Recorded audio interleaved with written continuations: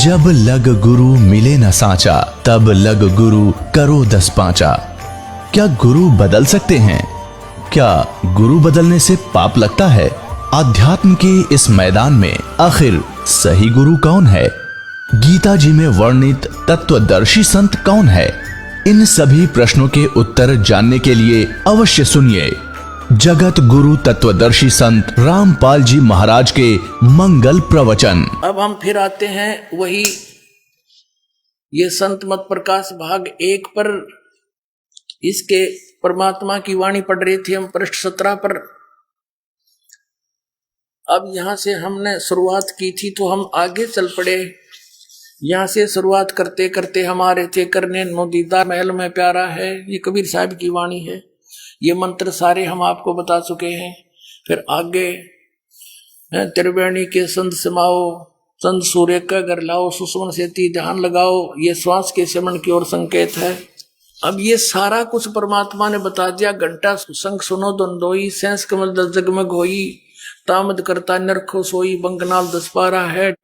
सत नाम सुन भागे सारे, वो 2 अक्षर का मंत्र सुनकर डाकनी साकनी बहु के लकारे, जम संग कर धर्म दूत अंकारे। सतनाम सुन भाग्य सारे, जब सतगुरु नाम उचारा है।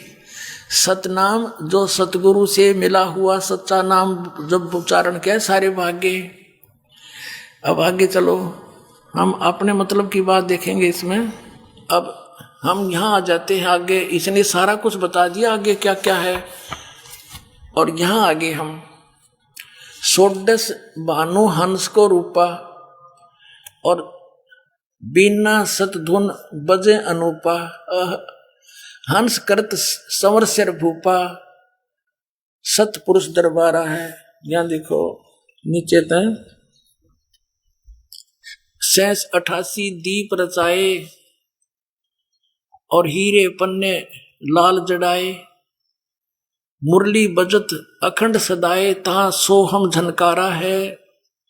सोहम हद तजी जब भाई, सतलोक की हद पुन आई, और उठत सुगंध महा अधिकाई, जाको वार न पारा है। अब देखो यहां पर आगे षोडश भानु हंस को रूपा, जब सतलोक में पहुंच गए। यहां बताया है कि सोहम हंस तजी जब भाई, सतलोक की हद पुनाई। जब सतलोक में जीवात्मा पहुंची जाती है तो उसका 16 सूर्य जितना तेज बन जाता उसके रूप का। षोडश भानु हंस को रूपा, षोडश माने 16, भानु माने सूर्य, हंस माने उस पुण्यात्मा जो यहाँ से स्वच्छ होकर के भक्ति करके ऊपर जाता है सतलोक में। और बीना सतधुन बजे अनुपा, ये 25 में कड़ी है। हंस करत चौर सिर भूपा, सतपुरुष दरबारा है। ओए होए। अब देखो कहते हैं जब वो सतलोक में पहुंच जाती आत्मा, उसका 16 सूर्य जितना रूप बन जाता है। और वहां पर एक बीना सतधुन, वह धुन वहां बज रही है। तो सतलोक में वो धुन बीना सतधुन। आगे देखो, और हंस करत चौर सिर भूपा, सतपुरुष दरबारा है। सतपुरुष भी मनुष्य दृश्य है, उसके ऊपर वहां गया हुआ हंस, वो हंस आत्मा यानी भक्त अपने परमात्मा के सिर पर चौर करता है। अब इनकी छुरी क्या है अज्ञानियों की, के मोक्ष प्राप्त प्राणी आत्मा ऊपर सतपुरुष में, वहां चेतन ही चेतन है, प्रकाश ही प्रकाश है, भगवान नहीं है। वो तो समुद्र है एक प्रकाश का, और उसमें आत्मा ऐसे मिल जाती है जैसे बूंद समुद्र में। अरे अज्ञानियों, वाणी तले रे परमात्मा कबीर साहब की, मन ग्रंथ काल के दूत तो ये तो पहले न बता रहे थे निराकार निराकार, और परमात्मा ने बता रखा वो साकार है, मनुष्य दृश्य है। उसके एक रोमकूप में करोड़ सूर्य मिला दे, करोड़ चंद्रमा, इतना तेज उस परम पिता का। और वहां गई हुई आत्मा उसके चंवर करते हैं तो समुद्र में लीन होगी, बूंद चौर किस पर करेगी, वहां भगवान है ही नहीं। तो ये देखो षोडश भानु हंस को रूपा, 16 सूर्य जैसा प्रकाश हो जाता है। और बीना सतधुन बजे अनुपा, या सतधुन असली धुन वहां पर बज रही है। हंसा कर चौर सिर भूपा, भूप माने उस राजा के, सारी सृष्टि के मालिक भगवान के सिर पर चौर करता है। और वो सतपुरुष दरबारा है। वो सतपुरुष का दरबार सतलोक सचखंड है। और कोटिन भानु उदय जो होई, एते ही पुन चंद्र खलोई, पुरुष रोम सम एक न होई, ऐसा पुरुष दरबारा है। कहते हैं उस पुरुष माने सतपुरुष परमात्मा के एक रोमकूप में करोड़ सूर्य, कोटिन भानु कोटि करोड़ सूर्य, और इतने ही फिर चंद्रमा दोनों मिला दे, और पुरुष रोम सम एक ना होई, परमात्मा के एक रोमकूप की रोशनी के बराबर उनका इन दोनों करोड़ करोड़ सूर्य चंद्रमा का प्रकाश भी सही नहीं, पूरा नहीं होता, फीका रहता है। ऐसा पुरुष दीदारा है, ऐसे परमात्मा का दर्शन है, वो देखा जाता है। ये कन्नड़ है, वो प्रकाश ही प्रकाश है, और उसमें आत्मा जाकर डूब कर मर जाती है। अरे फूटे बाग तुम्हारे, तो ऐसे गुरु हमारे। इब सतपुरुष से आगे की बातें बताई हैं। आगे अलख लोक है, उस तो आगे उसकी अरब सूर्य जितनी एक रोमकूप की शोभा है। फिर आगे अलख लोक है, अलख लोक है, फिर अगम लोक, फिर अकय लोक। ये सब बता करके फिर क्या बताया है कि काया भेद किया निर्वारा, ये सब रचना पिंड मझारा। परमात्मा क्या बताना चाहते हैं शब्द के माध्यम से, जो ये समझ नहीं सके इनके गुरु लोग। इसमें ये बताया कि ये जो मैंने बताया है ये सतलोक के अंदर है, लेकिन इस माया ने, इस दुर्गा ने काल के आदेश से उस सतलोक की झूठी रचना इस पिंड के अंदर कर रखी है, इस ब्रह्मांड में बना रखी है। और इस वह पिंड में दिखा है तुमने, यह सारी काल की रचना जो काल ने नकली बना रखी वह इस पिंड में दिखा है। हमारा लोक तो इस तो बाहर है। आगे देखो, काया भेद किया निर्वारा, ये सब रचना पिंड मुझारा, पिंड मानियो शरीर, माया अवगत जाल पसारा, सो कारीगर भारा है। आदि माया दुर्गा ने आदि माया किन्नी चतुराई, और झूठी बाजी पिंड दिखाई। अवगत रचना रची अंडमाही, उस अवगत की ऊपर के लोग जिसकी गति कोई नहीं जानता, उस सतलोक सत अगमलोक अखमलोक अकलोक की रचना रची अंडमाही। इस ब्रह्मांड कहो चाहे अंड कहो, और ताका प्रतिबिंब डारा है। ओहो, आदि माया की नी चतुराई, झूठी बाजी पिंड दिखाई। परमात्मा कहते जो मैंने अभी तक तुम्हारे शरीर के में बताया है, शरीर में ऐसी ऐसी वस्तुएं बना रखी इस काल ने, और ये हैं तो वो ओरिजिनल तो सतलोक में, इसने झूठी बना दी इस ब्रह्मांड में। इस ब्रह्मांड से आपका जो से चैनल बना दिए, इसमें इस शरीर के जो चैनल हैं ये केवल आपके इस ब्रह्मांड तक की वस्तुओं को ही दृष्टिगोचर करवा रहे हैं। इससे बाहर सतलोक की इसमें कुछ भी देखने की नहीं है, ना वह धुन है जो वास्तविक धुन सतलोक में है देखना। आदि माया की नी चतुराई, झूठी बाजी पिंड दिखाई, और अविगत रचना रची अंडमाही। इस अवगत उस परमात्मा के ऊपर के लोगों की रचना इस अंड ब्रह्मांड में रच दी, और उस सच्ची रचना का प्रतिबिंब यानी नकल यहाँ पर डाल दी, प्रतिबिंब डाला है, ओनली नकल बनाई है। और फिर क्या निर्णय करते हैं, शब्द विहंगम चाल हमारी, कहे कबीर सतगुरु देई तारी। शब्द विहंगम चाल हमारी, जैसे पक्षी उड़कर चला जाता है, तुम्हारी इस यहाँ की जो साधनाएं तुम करते हो, इस शरीर के अंदर खसम खसा रहते हो, इसमें नहीं, हम तो ऐसे जाएंगे जैसे पक्षी उड़कर चला जाता। शब्द विहंगम, विहंगम माने पक्षी, उस हमारे नाम की शक्ति से चाल हमारी, कहे कबीर सतगुरु दी तारी। हमारे सतगुरु ने ये चाबी दे दी जिससे सारा ज्ञान खुल गया, और खुले कपाट शब्द जनकारी। ओहो, अंड पिंड, पिंड अंड के पार सो देश हमारा है। ये कति क्लियर कंसेप्ट कर दिया कि जो तुम शरीर के अंदर देखो हो, ये काया भेद किया निर्वारा, तुम्हारी काया में ये सांग जोड़ रखा है इस झूठी बाजी का। सो और ये सब रचना पिंड में धारा, इस पिंड कहो चाहे शरीर कहो, यानी ये पिंड है, ये शरीर टीवी है, ये ब्रह्मांड है, इसको अंड भी कहते हैं, इसको ब्रह्मांड भी इसी को कहते हैं, क्योंकि इसकी इलिप्टिकल शेप है। अंड आकार है और यो है एक ब्रह्मांड। उसके अंदर पूरे उस परमात्मा की सारी रचना इस ब्रह्मांड में रच दी उसने, उसका प्रतिबिंब इसमें है। तुम इसमें जख मार रहे हो, इसमें तो है नहीं। अंड और पिंड के पार सो देश हमारा है। आदरणीय गरीबदास साहिब ने कहा है, कोई है रे परले पार का जो भेद कहे झनकार का, कोई है रे परले पार का जो भेद कहे झनकार का। असली धुन तो कहते वहां बज रही है सत धुन, या तो नकली धुन है इस काल की, आंख बांध कर कान बंद करके बहरे हो गए। ये तो अंड और पिंड के पार सो देश हमारा है, जो इसमें धुन सुना हुआ सब काल की धुन है। बोलो सतगुरुदेव। परम पिता परमात्मा पूर्ण ब्रह्म सारी सृष्टि के रचनहार कबीर देव जी, कबीर परमेश्वर जी, ये हमारे पिता हैं। हम प्राणी यहाँ काल के जाल में फंसे हुए हैं। आपको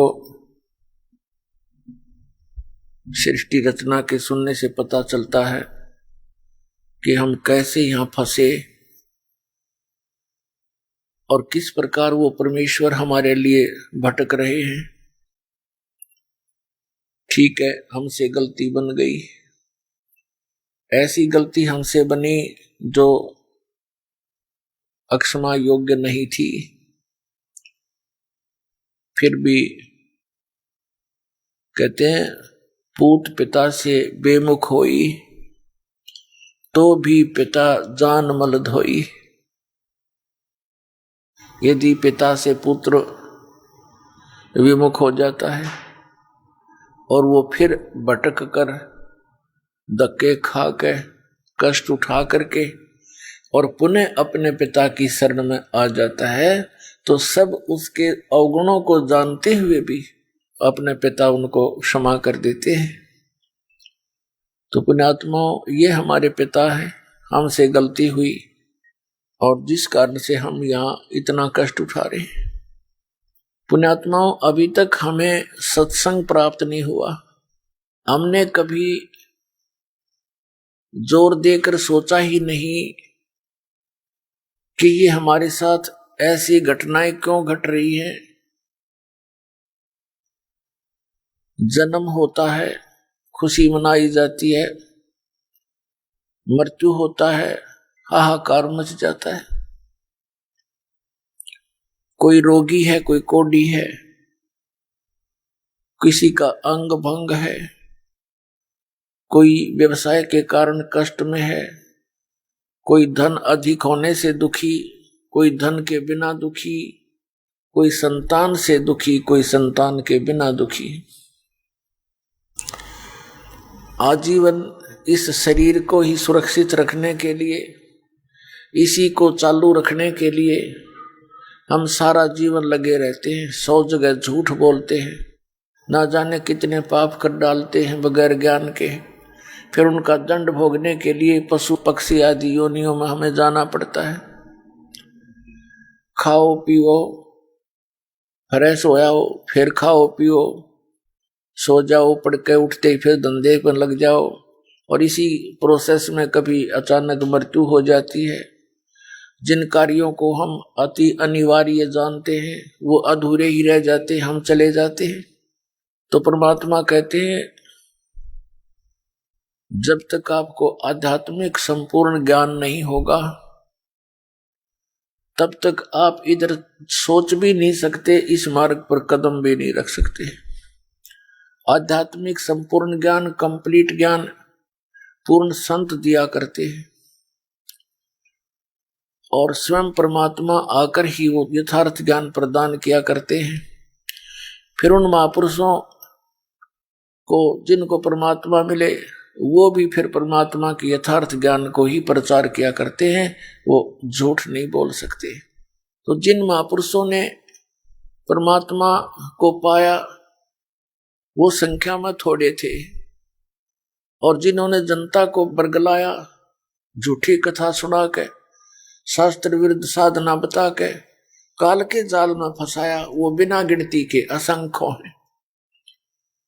तो हमारे आसपास जो हमें ज्ञान प्राप्त हुआ वो अज्ञान था, और जिन महापुरुषों ने ज्ञान दिया वो संख्या में कम थे। उनके ज्ञान पर हमें विश्वास हुआ नहीं, क्योंकि हमें बरगलाने वाले घने व्यक्ति थे। उसका कारण क्या था कि हम उनके बहकावे में आ जाते थे। उसका कारण ये था कि हम अशिक्षित थे, और जिनको हम आचार्य, गुरु, ब्राह्मण, मंडलेश्वर, महर्षि माना करते थे, वो संस्कृत भाषा अवश्य जानते थे, लेकिन उनको आध्यात्मिक ज्ञान नहीं था। एक भाषा विशेष के जान लेने से कोई महर्षि नहीं बन जाता या कोई संत नहीं बन जाता, विद्वान नहीं बन जाता। कोई संस्कृत में विद्वान है तो इंग्लिश में वो अविद्वान है, उसको कख नहीं पता उसका। विद्वान कौन होता है? जिसको पूर्ण अध्यात्म ज्ञान है, चाहे वो अक्षर ज्ञान भी नहीं रखता। भाषा प्रथम है, लिपि बाद में बनी है, व्याकरण भी उसी से बनाई जाती है। तो पुण्यात्मा, आज आपको वो सुअवसर प्राप्त हुआ है जो कभी आपको असंख्यों युगों के बाद प्राप्त हुआ होगा। कौन सा सुअवसर? कि ये बिचली पीढ़ी का समय, ये परमात्मा के ठीक का समय, कलयुग का 5500 वर्ष बीत जाना, और इस अध्यात्म ज्ञान का और सतनाम का और सार नाम का सार्वजनिक करने का अवसर समय परमात्मा ने दिया है। और इस समय आपका मानव शरीर, तो पुण्यात्माओं, आपके किस्मत का कोई पैमाना नहीं जिसे नापी जा सके, आप कितने पुण्यकर्मी प्राणी हो। लेकिन जो मार्ग आपको प्राप्त हुआ है, इसके ऊपर अंतिम सांस तक दृढ़ रहना है। जरा सा भी गलती खा गए, चाहे अंतिम समय में भी आप इस मार्ग से विचलित हो गए, तो काल के जाल में रह जाओगे। लेकिन आपका किया हुआ ये भक्ति कर्म, सिमरण, सेवादान, ये आपके साथ रहेगा। लेकिन वो साथ तो रहेगा, और वो आपको यहां संसारिक काल का सुख भी अत्यधिक प्रदान कर देगा। लेकिन लाभ क्या हुआ उससे? जो उद्देश्य था वो तो रह गया। जो पुण्यात्मा आज इस भक्ति युग में परमेश्वर कबीर जी की शरण में इस दास के माध्यम से आएंगे, और ये ऐसे मंत्र हैं जो बहुत ही जल्दी आपको भक्ति से चार्ज कर देंगे। जैसे बैटरी बिल्कुल डेड होगी, यानी डाउन होगी कति, और चार्जर पर लगा दो, स्टार्ट होगी तो घंटे 2 घंटे में वह चार्ज भी हो जाएगी। जब तक चार्जर ही नहीं लगाएंगे तो वह डेड हो जाएगी। तो इसी प्रकार जो पुण्यकर्मी प्राणी गुरु पद पर विराजमान है, वर्तमान में या पहले कभी रहे हैं, परमात्मा को छोड़कर या उन महापुरुषों को छोड़कर जो भगवान से परिचित हुए, क्योंकि उनको तो चार्जर मिल गया था, सतनाम मिल गया था।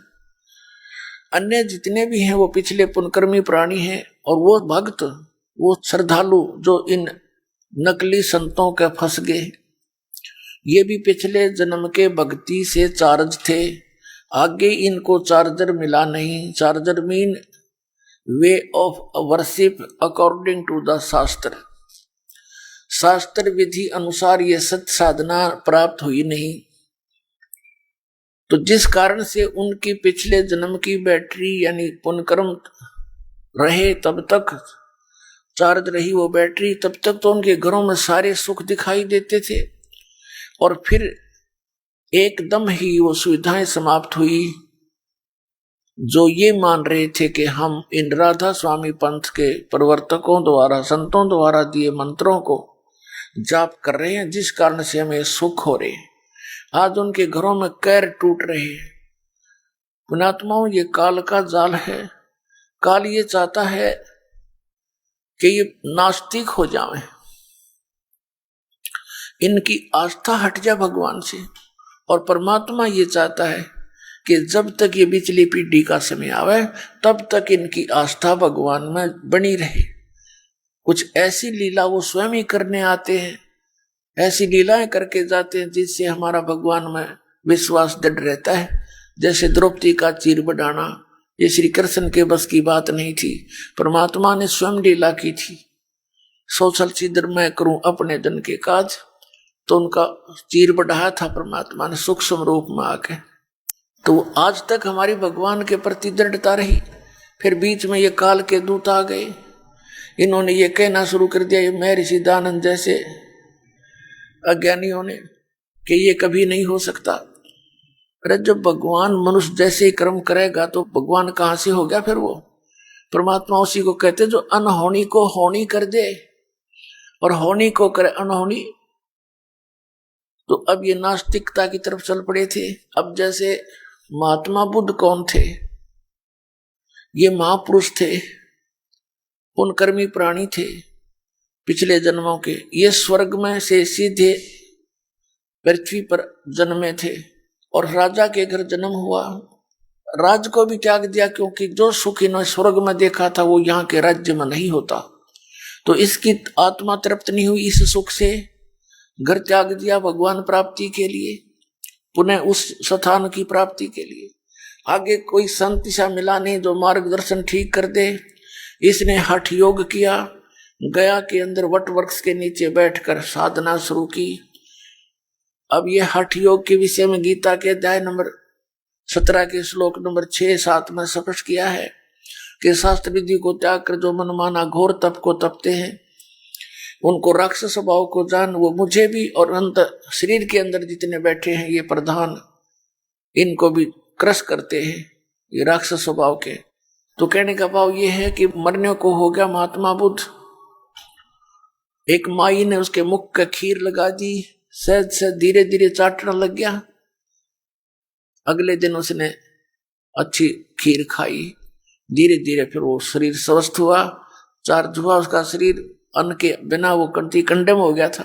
फिर उसने अपना विधान बता दिया, अपना अनुभव के starvation could not lead to solvation.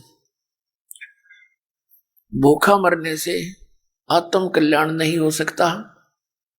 अब भूखा मरण की कही थी किसने उसने, कौन से शास्त्र में लिखा है कि भूखा मरण परमात्मा मिलेगा?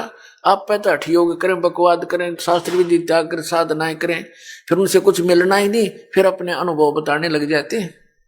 श्रीमद् भगवद गीता अध्याय नंबर 6 के श्लोक नंबर 16 में कहा कि अर्जुन, ये योग अर्थात भक्ति न तो अधिक खाने वाले की और न बिल्कुल न खाने वाले की, ये अन्न त्याग दे निराहार रह करके व्रत रखते हैं, और ना गणित जागने वाले की और ना अधिक सोने वाले की कभी सफल नहीं होती, सफल नहीं होती। तो जो हमारे सदग्रंथ हमें गाइडलाइन कर रहे हैं, इनका इनको कख पता नहीं था। तो फिर क्या होता है, ये पुण्यकर्मी प्राणी था पिछले जन्म का, इसकी वचन में भी शक्ति थी, और जिस कारण से इसने अपने ऐसा विधान बना दिया जो आम जनता को पसंद था, और लाखों लोग इसके पीछे अनुयायी बन गए महात्मा बुद्ध के। और जो दीक्षा महात्मा बुद्ध देता था वो शास्त्र विधि त्याग का मनमाना आचरण था, जिस कारण से महात्मा बुद्ध के अनुयायियों को आध्यात्मिक लाभ कोई नहीं हुआ। कुछ वर्षों के बाद, क्योंकि पहले तो सभी भगवान को चाहने वाले व्यक्ति थे, धीरे धीरे नष्ट तीसरी चौथी पांचवी छठी पीढ़ी में जाकर के, पहले तो पुण्यकर्मी प्राणी थे उसके अनुयायी, उनको अपने आप पिछले संस्कारों से लाभ होता रहा। वो सोचते रहे कि जो हमारे गुरुजी ने हमें साधना बताई है इससे हमें लाभ हो रहा है। आगे चलकर उन्हीं साधना के करने वाली अगली पीढ़ियों को कोई लाभ नहीं हुआ, तो अंत में नास्तिक बन गए कि कुछ नहीं होता भगवान की भक्ति से, क्योंकि उनकी भक्ति ठीक नहीं था, होगा कैसे? जिस कारण से पूरा चीन, जो विश्व की लगभग आधी आबादी बताते हैं, वो सारा नास्तिक हो गया, कम्युनिस्ट कहने लग गया अपने आप में, भगवान से दूर आदमी।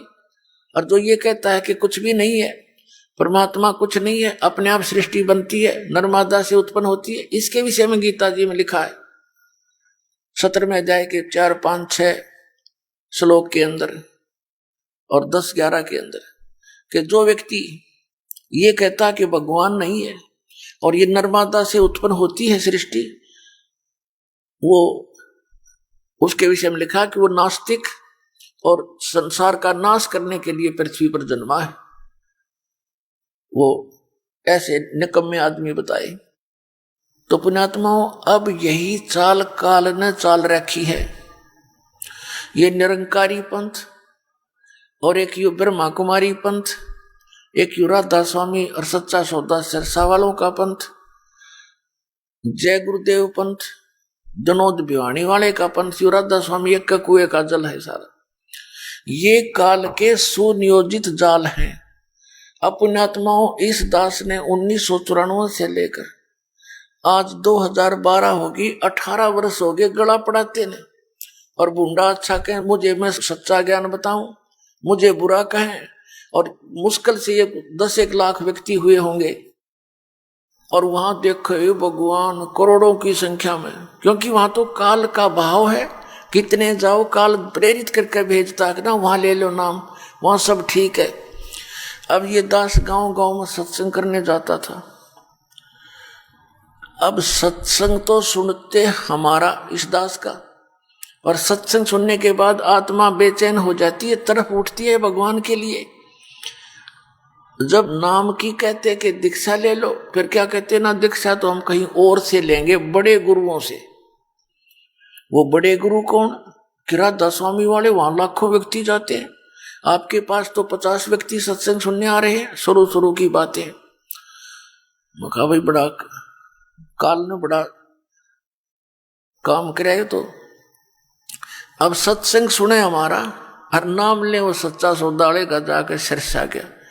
और फिर दूसरा कारण क्या था कि हम सभी बुराई छुड़वाते हैं, बीड़ी, शराब, मांस, तम्बाकू, हुक्का, सिगरेट और अन्य जो भक्ति बाधक हमारी रीतियां हैं वो भी नहीं हमने करनी।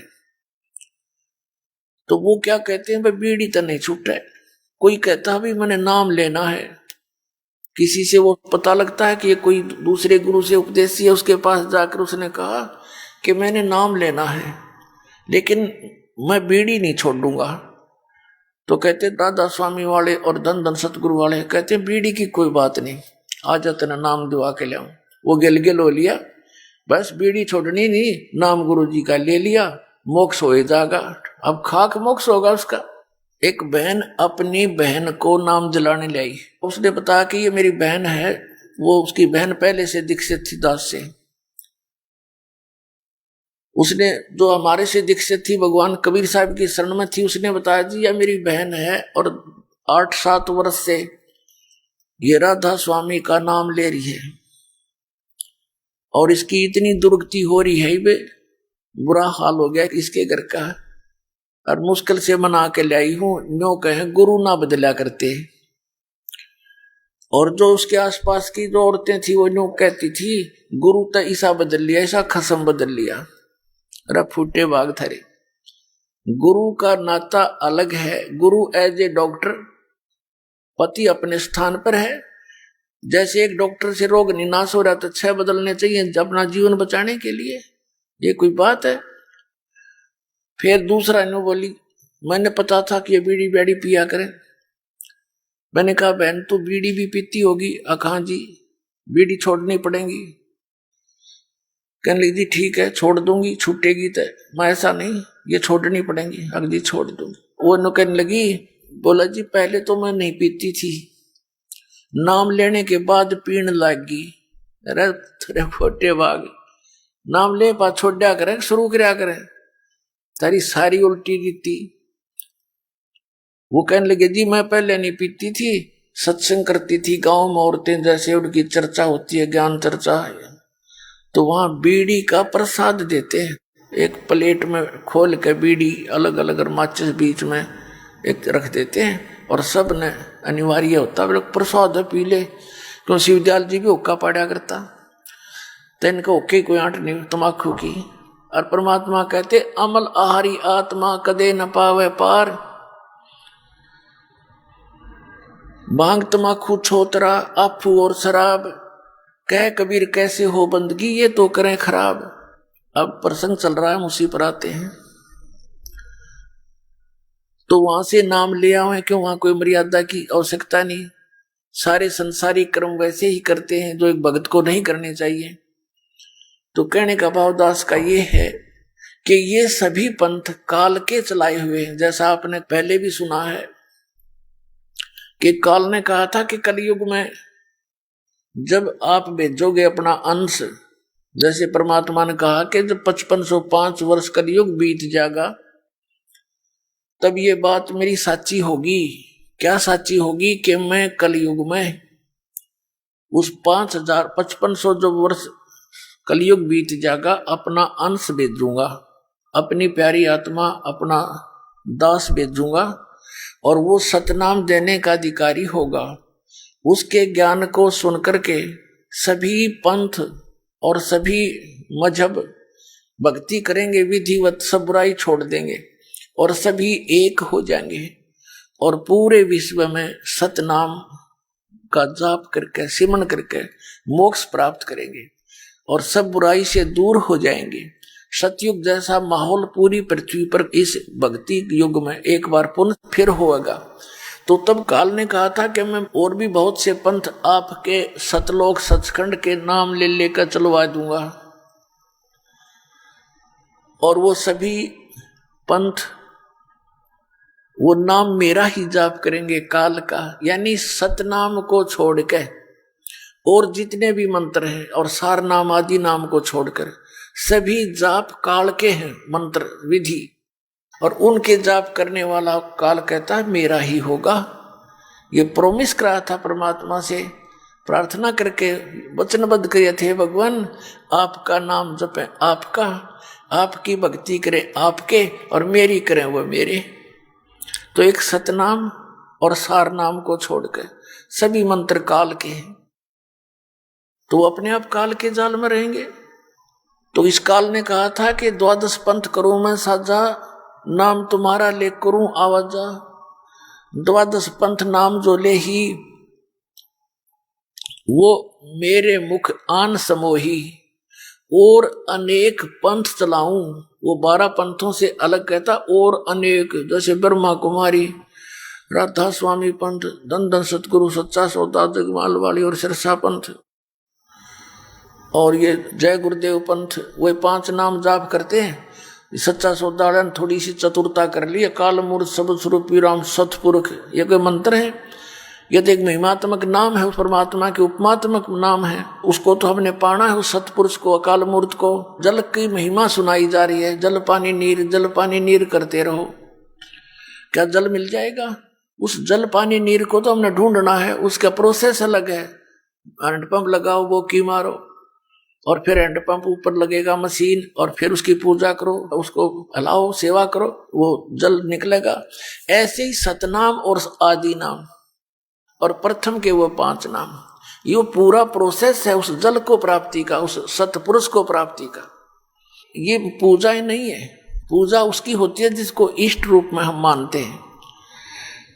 जैसे एक पतिव्रता बेटी होती है, पतिव्रता पत्नी होती है, वो अपने ज्वाइंट फैमिली में रहती है, जेठ भी होते हैं, जेठानी भी होती है, देवर और देवरानी भी होती है, सास ससुर भी होते हैं, छोटी बड़ी ननद भी होती है, रिश्तेदार भी आते हैं, और भी कोई मित्र प्यारे उसके पति और ससुर के आते हैं। तो सबका आदर करती है, सबसे प्यार से बोलती है और बहुत अच्छा व्यवहार करती है, लेकिन वो उनकी पूजा नहीं कर रही, वो पूजा तो अपने पति की कर रही है। आदर सत्कार कोई अन्य वस्तु होता है। अब पूजा में और सत्कार में दिन रात का अंतर होता है। अब जैसे वो पहले ऐसे ढंग से रहती है घर में, पतिव्रता लड़की में सारे गुण होया करें, वो एक गुण से पतिव्रता नहीं बन जाती। वो तो पतिव्रता लट्ठम लट्ठा रहे, सारा दिन ननद गेलिया, कदे सास के साथ, कदे ससुर ने गाली दे रही, वह क्या की पतिव्रता, वो तो कली आ रही है। तो पतिव्रता के अंदर सारे गुण होया करें। पतिव्रता तो है ही है, साथ में वचनव्रता भी होनी चाहिए, यानी ऐसे वचन बोला जो किसी दुख ना दे, तो वो ऐसी लगती है कि जैसे सबको बहुत अच्छा प्यार देती है, सबको अपनी सी लगती है। लेकिन जब वो ज्वाइंट फैमिली अलग होती है, वो ज्वाइंट फैमिली में रहती थी, इकट्ठा परिवार में रहती थी, जब वो भिन्न भिन्न होते हैं तो उससे में देखो पूजा किसकी करती थी, उसके हिस्से में एक चम्मच भी आई होगी उसको भी नहीं छोड़े, जब बैठा लाओगी कि मेरी है, अपने पति के साथ अपने घर में चली जाएगी जो उसके हिस्से में आए हैं, फिर ना देखो उनकी तरफ जाकर कर भी। तो पुण्यात्मा, हम यहाँ इस पृथ्वी पर रह रहे हैं, हमारा एक ज्वाइंट फैमिली है, उसमें हमारे मुखिया कौन है? ये तीनों देवता, रजगुण ब्रह्मा, सतगुण विष्णु, तमगुण शिव जी, दुर्गा और गणेश, और साथ में ये ब्रह्म। तो हम इनके साथ रह रहे हैं, ये हमारी ज्वाइंट फैमिली है, ये यहाँ के प्रधान हैं। तो यहाँ के प्रधानों से हमें, जब तक हम यहाँ रहेंगे तो सभी सुविधाएं नहीं से प्राप्त होगी हमें। और जब हम यहां से चलेंगे तो हम इनकी जो साधना करते हैं, ये पूजा नहीं करते, ये हमारा एक नैतिक धर्म बना है, इनका सत्कार करें, बड़े छोटे का यथोचित सत्कार करना हमारा कर्तव्य बनता है।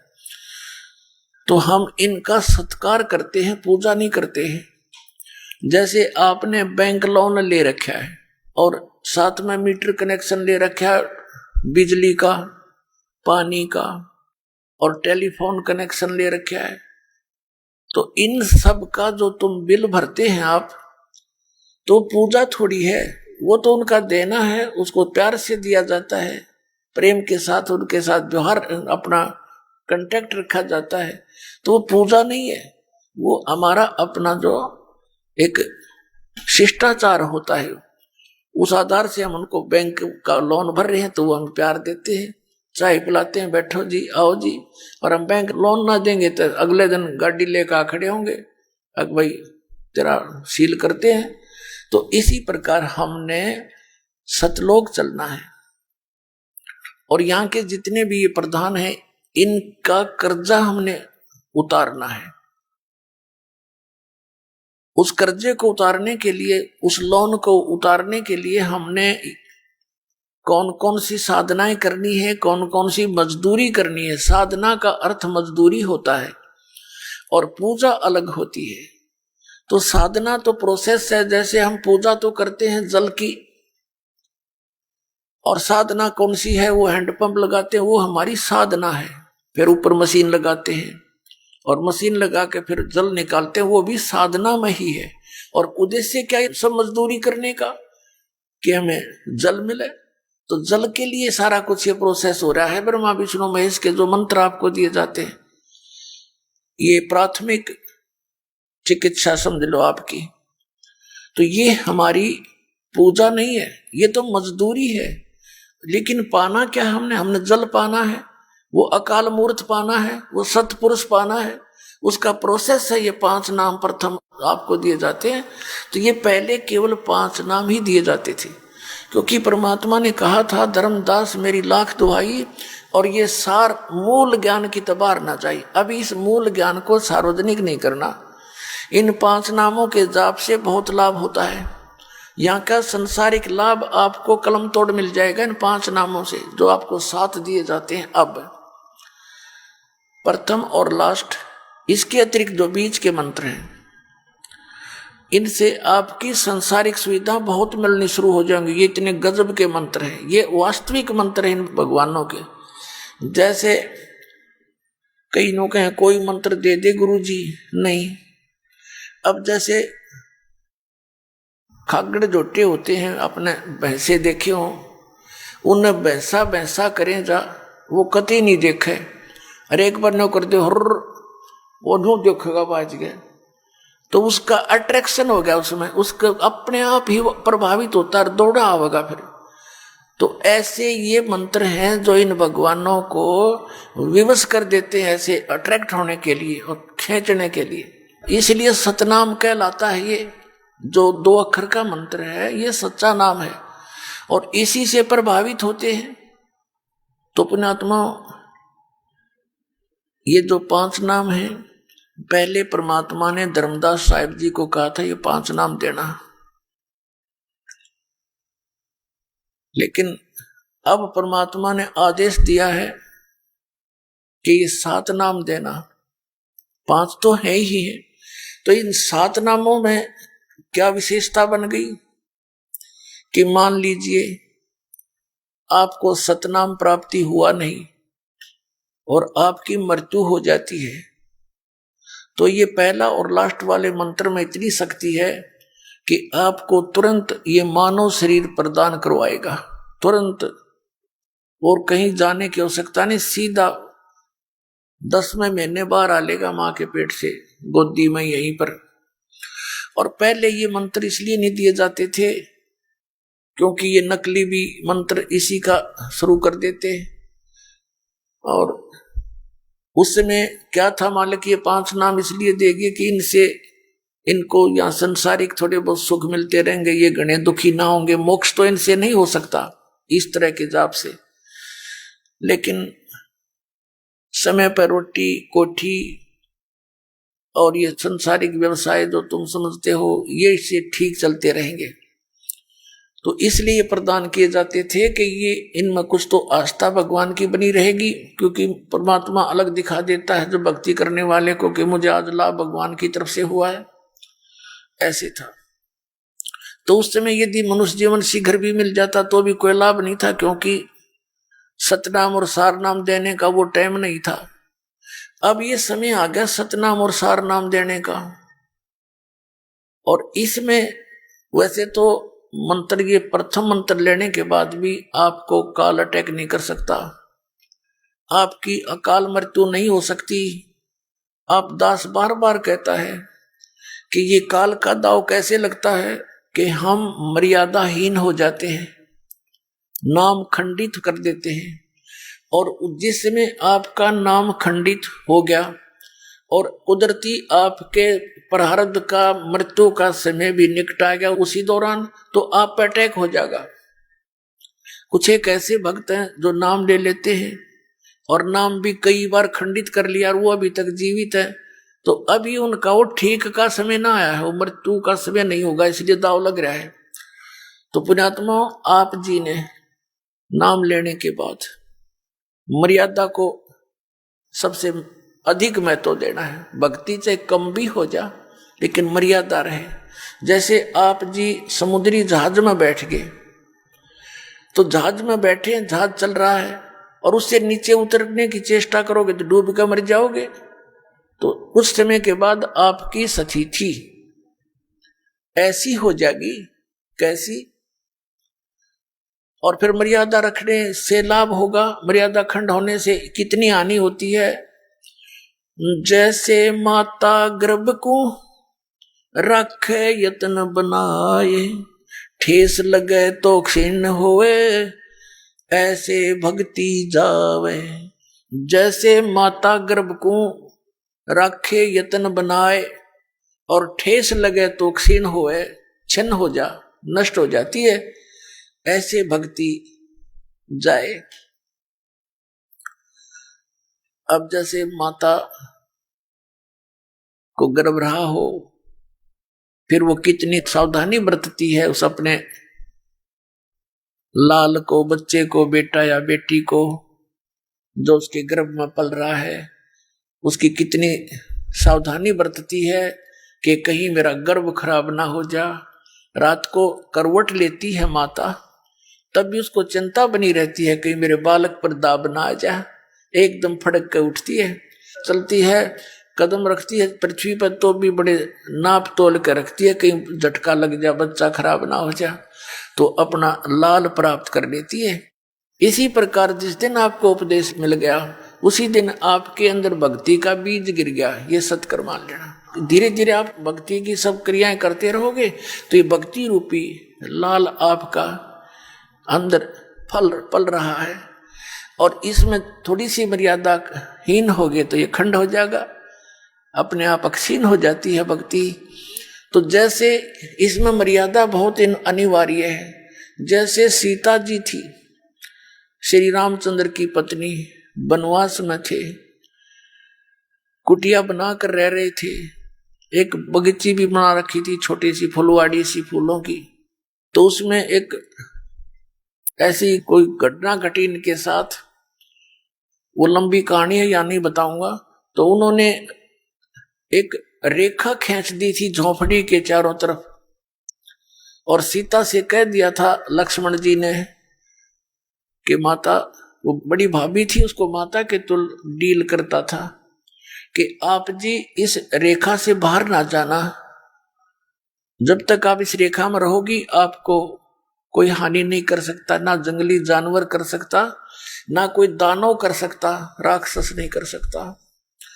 और वो दोनों भाई फिर मृग के पीछे चले गए थे। एक स्वर्ण मृग दिखाई दिया था, सीता ने कहा था इसको लाओ, किसी तरह लाओ। अब दोनों भाई चले गए उस सीता के कहने से।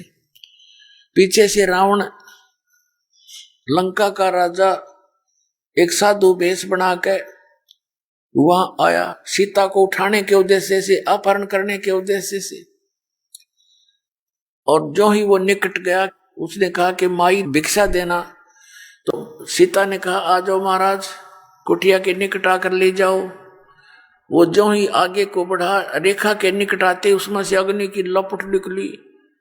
10 कदम पीछे रावण भाग कर गिरा और कहा कि तुम साधु संतों के साथ ऐसा व्यवहार करते हो, भिक्षा देनी है तो बाहर आकर दे दे।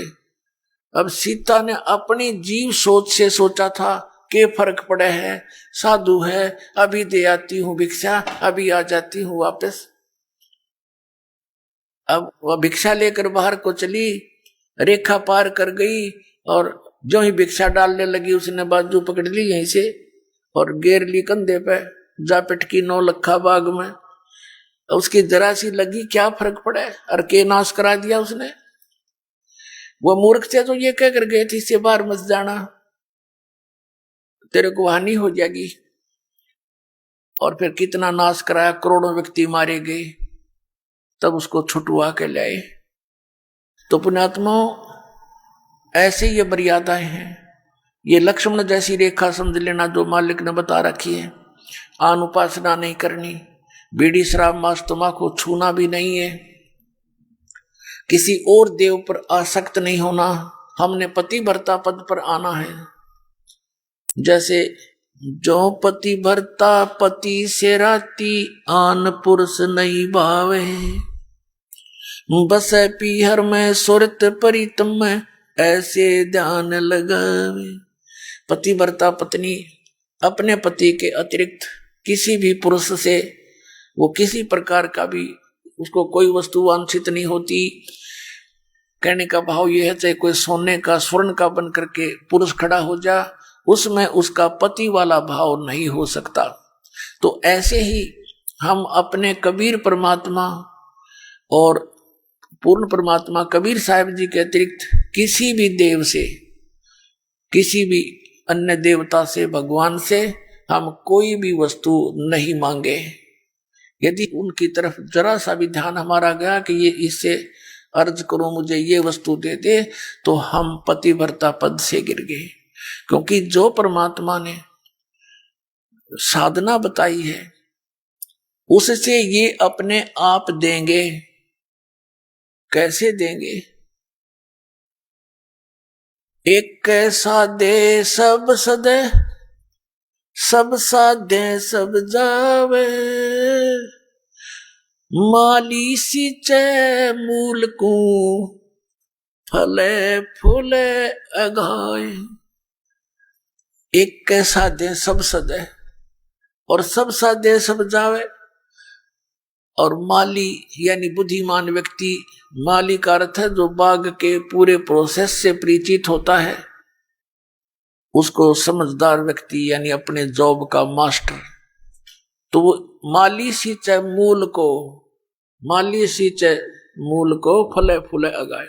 आइए अब हम उन श्रद्धालुओं के अनुभव जानते हैं जो जगत गुरु तत्वदर्शी संत रामपाल जी महाराज जी से दीक्षा प्राप्त कर चुके हैं तथा उनके द्वारा बताए गए भक्ति मार्ग पर चल रहे हैं। नमस्कार सर। नमस्कार सर। सर क्या नाम है आपका? राहुल चौरसिया। सर कहाँ के रहने वाले हैं आप? मैं मध्य प्रदेश के इंदौर शहर से हूँ। सर, संत रामपाल जी महाराज से नाम दीक्षा आपने कब ली? सदगुरु रामपाल जी महाराज से नाम दीक्षा 22 मई 2015 को ली थी। सर, संत रामपाल जी महाराज से नाम दीक्षा लेने से पहले क्या आप कोई भक्ति साधना भी करते थे? संत रामपाल जी महाराज की शरण में आने से पहले मैं बजरंग बली की बहुत भक्ति करता था। मैं उन्हीं को अपना इष्ट देव मानता था और भोलेनाथ को भी बहुत भक्ति करता था मैं। और जिसे किसी ने मुझे बताया था कि दरगाह पर जाने से ही बहुत लाभ प्राप्त होता था, मैं वहाँ पर भी गया था। ऐसे अन्य देवता की भक्ति में बहुत करता था। तो फिर संत रामपाल जी महाराज की शरण में आप कैसे आए? संत रामपाल जी की शरण में सर मैं इस तरह आया कि मेरे एक मित्र थे, मेरे साथ में काम करते थे। उनके भी आर्थिक बहुत ख़राब थी, उन पे 15 लाख रुपए का कर्जा था। लेकिन उनको भी क्या है, किसी तरह से ज्ञान प्राप्त हुआ मालिक का। जब मैंने उनको भी देखा कि जब उन पर इतना बड़ा कर्जा था उन पे, और उनको भी संत रामपाल जी महाराज का ज्ञान प्राप्त हुआ, उनकी दी हुई भक्ति कर रहे हैं, तो उनसे धीरे धीरे उनकी आर्थिक सुधरी, उनका सारा कर्जा भी, मतलब जो उनको इतना परेशान करते थे, सब चीज़ सारी समस्या का समाधान हो गया। तो मुझे लगा कि नहीं, अपन जो भक्ति कर रहे हैं वो शास्त्र के अनुसार नहीं जो उन्होंने बताई थी। मुझे उन्होंने किताब दी थी ज्ञान गंगा पुस्तक पढ़ने के बाद मुझे मालूम पड़ा कि हम जो भक्ति साधना कर रहे हैं वो शास्त्रों के अनुसार नहीं है। मैंने वो पुस्तक ज्ञान गंगा पढ़ी और उन्होंने बताया था कि संत रामपाल जी की सत्संग सुनिए। जब मैंने संत रामपाल जी महाराज का सत्संग सुना, सत्संग सुनने के बाद मुझे लगा कि ये बिल्कुल सही भक्ति बताई उन्होंने, सारे प्रमाण दिए। क्योंकि बताया गया कि वो भगवान जो अविनाशी है, जिसका विनाश नहीं होता, जो सशरीरी है। अगर हम सशरीरी तो हमारा को पैदा करने वाला पिता भी सशरीर होना चाहिए। इसमें हमको प्रमाण मिला। संत रामपाल जी महाराज ने चारों वेदों में बताया कि कबीर ही भगवान है। उन्होंने कुरान शरीफ को खोल के बताया, सूरत बुरगानी 25 की आयत 52-59 में बताया कि वो अल्लाह कबीर है। उसके बाद संत रामपाल जी महाराज ने बताया, बाइबल में भी प्रमाण दिया, जिन्होंने 6 दिन में सृष्टि रची वो सशरीरी भगवान वो कबीर है। उसके बाद गुरु ग्रंथ साहिब बताया। ऐसे सारे सदग्रंथों में जब हमने देखा तो मुझे पूरा विश्वास हुआ कि यही सत भक्ति है। यही भक्ति मेरे मित्र भी संत रामपाल जी महाराज का नाम लेकर करी, तो उनको भी सारा लाभ प्राप्त हुए, उनके सारे परेशानियों का समाधान हुआ। फिर मैंने भी ये ज्ञान समझ कर संत रामपाल जी महाराज से नाम दीक्षा ली। सर, संत रामपाल जी महाराज से नाम दीक्षा लेने के बाद क्या आपको कोई लाभ भी प्राप्त हुए? जी भगत जी, मुझे भी संत रामपाल जी महाराज से नाम दीक्षा लेने के बाद बहुत लाभ प्राप्त हुए। सबसे पहला लाभ तो ये हुआ कि मेरा मानव जीवन बहुत सुधरा।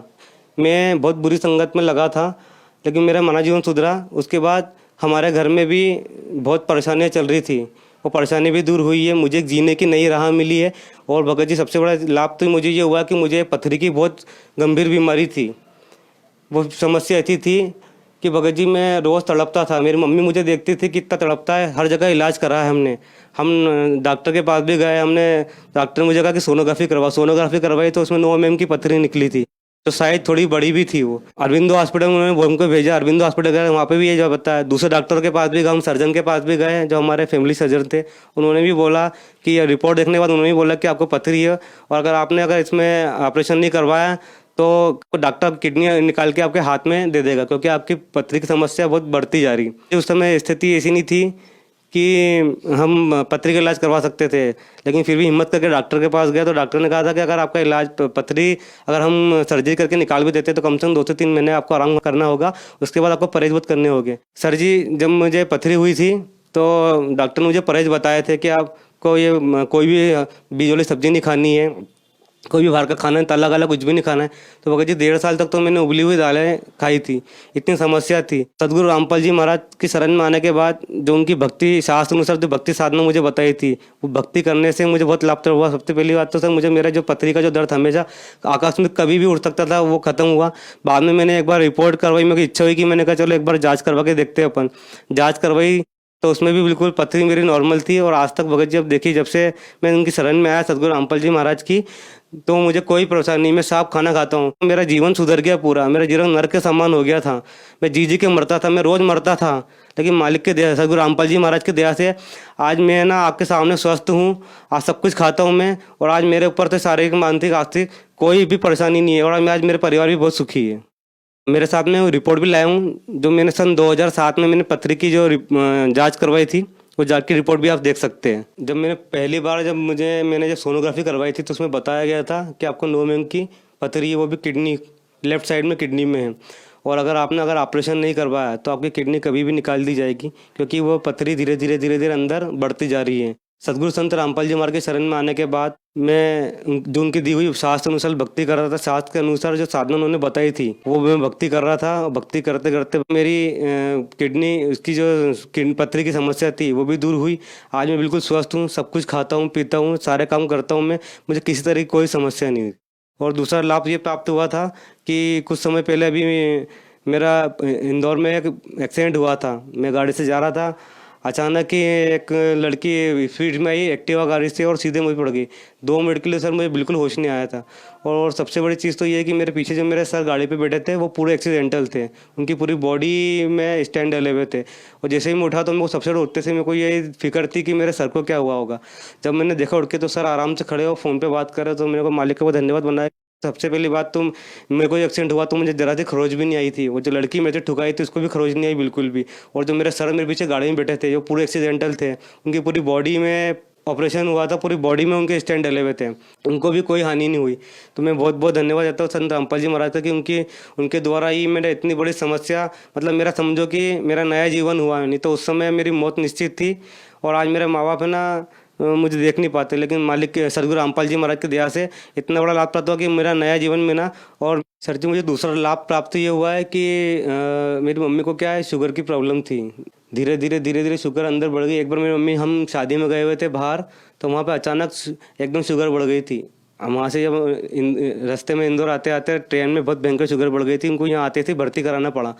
भर्ती कराने के बाद उनको 3-4 दिन भर्ती कराने के बाद भी सर उनको सबसे बड़ी चीज़ तो ये थी कि उस समय हमारी इतनी वो स्थिति अच्छी नहीं थी कि हम इतना वो अफोर्ड कर सकते हैं। लेकिन संत रामपाल जी महाराज ने जो भक्ति बताई वो करते करते ही हॉस्पिटल में था, वहाँ पे भी मालिक को रोज़ याद करता था। सदगुरु जी रामपाल जी महाराज को रोज़ याद करता था कि हम मालिक आप इस समस्या से मुक्ति बनाओ।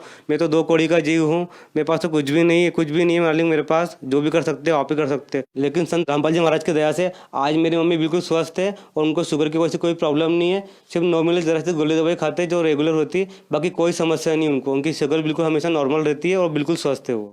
सर जी मुझे एक लाभ और प्राप्त हुआ था कि अचानक एक दिन मेरे पापा को हार्ट की प्रॉब्लम हुई थी, सीने में दर्द हो रहा था, तो उनको भर्ती किया गया था अस्पताल में। उस समय भी मैं बाहर था, मैं कहीं बाहर काम से गया हुआ था।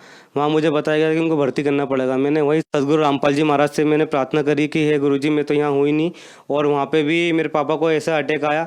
और दूसरी चीज़ थी कि भगत जी उस समय ऐसी कोई व्यवस्था भी नहीं थी पैसों की भी, तो मेरे को बहुत फिक्र हो रही थी। लेकिन मैंने सदगुरु रामपाल जी महाराज से वहीं से मैंने प्रार्थना करी, मैं दंडवत प्रणाम करके मैंने प्रार्थना करी कि हे गुरुजी अब आप ही दया करना। जैसे ही मैं इंदौर पहुँचा तो यहाँ पर पापा भर्ती थे और हमारे पास कोई पैसे की व्यवस्था नहीं थी और हम सिर्फ इलाज करने गए थे। लेकिन डॉक्टर ने ऑपरेशन का बताया था। ऑपरेशन भी था कि हार्ट में ब्लॉकेज थे और स्टेंट डालना था उनको। उस समय मैं बहुत डर गया था उस समय। लेकिन सर रामपाल जी महाराज की इतनी दया हुई कि वो उनका जो मेजर ऑपरेशन था वो नॉर्मल ऑपरेशन हुआ, सिर्फ हल्का था कि छोटा सा स्टेंट डाला। उसके बाद हमारे को पैसे की व्यवस्था नहीं थी, पैसे की व्यवस्था भी हो गई। सदगुरु रामपाल जी महाराज ने खूब दया करी और नॉर्मल आप घर आ गए। मेरे पापा भी अभी स्वस्थ है बिल्कुल। और सदगुरु रामपाल जी महाराज की बहुत दया हुई हमारे पे। सर संत रामपाल जी महाराज से नाम दीक्षा लेने के बाद आपको बहुत सारे लाभ प्राप्त हुए, आपकी आर्थिक स्थिति ठीक हुई। तो जो समाज आज आपको देख रहा है, आप उन्हें क्या संदेश देना चाह रहे हैं? संदेश तो मैं क्या दूँ, मैं तो 2 कौड़ी का जीव हूँ। मैं तो सभी मेरे भगत भाई माता बहनों सबसे मैं यही प्रार्थना करूँगा कि ये मानव जन्म दुर्लभ है, ये मिले ना बारंबार। और तरवर से पत्ता टूट गया ये भौर न लगेगा। ये मानव जन्म बहुत दुर्लभ है। हमको मानव जन्म इसी मिला कि हम सद्भक्ति कर सके। हम 84 लाख योनि भोगने के बाद हमें इंसान की योनि मिली। और सदगुरु रामपाल जी महाराज हमें शास्त्र अनुसार साधना बताते हैं। ये वो साधना है जिसके द्वारा हमारा मानव जीवन सुधरेगा। सदगुरु रामपाल जी महाराज की दी हुई भक्ति करने के बाद हम 84 लाख योनि से बच जाएंगे और हमें सतलोक का मार्ग मिलेगा।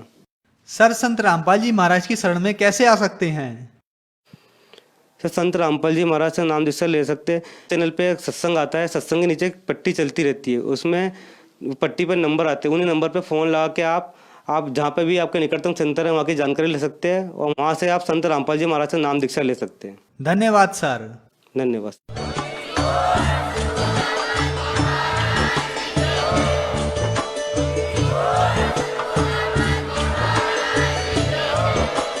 आप सुन रहे थे जगत गुरु तत्वदर्शी संत रामपाल जी महाराज जी के मंगल प्रवचन। अधिक जानकारी के लिए विजिट कीजिए हमारी वेबसाइट www.jagatgururampalji.org। संत रामपाल जी महाराज जी के शुभ आशीर्वाद से पूरे विश्व भर में 500 से भी ज्यादा नाम दीक्षा केंद्र हैं, जिन पर संत रामपाल जी महाराज जी द्वारा ऑनलाइन निशुल्क नाम दीक्षा दी जा रही है। अपने नजदीकी नाम दीक्षा केंद्र का पता करने के लिए